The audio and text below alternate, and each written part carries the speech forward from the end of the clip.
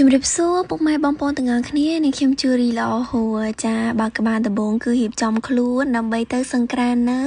ចំពោះវ័នបងប្អូនតាគ្នាចាហើយយីទៅគឺមានពុកម៉ែបងប្អូនទាំងអស់គ្នាគឺមកចូលរួមច្រើនខ្លាំងមែនតើជាពិសេសបងបងប្អូនគឺមកចូលរួមយ៉ាងច្រើនកកមែនតើហើយចូលរួមសប្បាយជាមួយគ្នាណាបងប្អូនតាគ្នាហើយ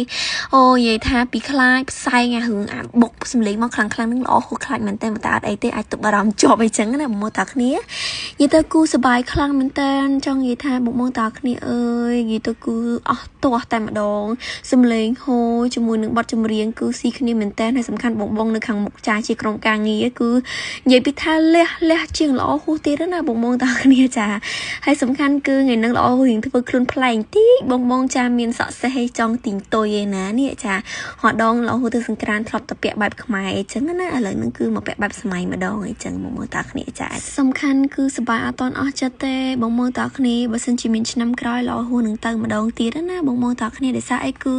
សប្បាយយកតែមែនតែម្ដងណាបងនិយាយថាពីរួមផងច្រៀងផងនិយាយទៅគឺឈៀលមែនតែហើយក៏ជួបបងហ្វេនទាំងអស់គ្នាដែលគាត់ស្រឡាញ់ចូលចិត្តគឺច្រើនមែនតែនេះបង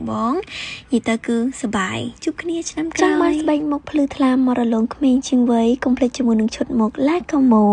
ចង់បានជាមួយនឹងស្បែកមុខតឹងភ្លឺមករលងរយៈពេលត្រឹមតែ20នាទីសូមបងតាគ្នាកុំភ្លេចប្រើជាមួយនឹង Mastim Sela Como បងដែលមានជាមួយនឹងបញ្ហាស្បែកមុខមុនឬក៏មានជាមួយនឹងបញ្ហាស្បែកមុខផ្សេងក៏កុំភ្លេចជាមួយនឹងសម្លេងចិត្តមុខ La Como ប្រើ La Como ធានាថាបានសម្រស់ស្រស់ស្អាតក្មេងជាងវ័យជារៀងរហូតចា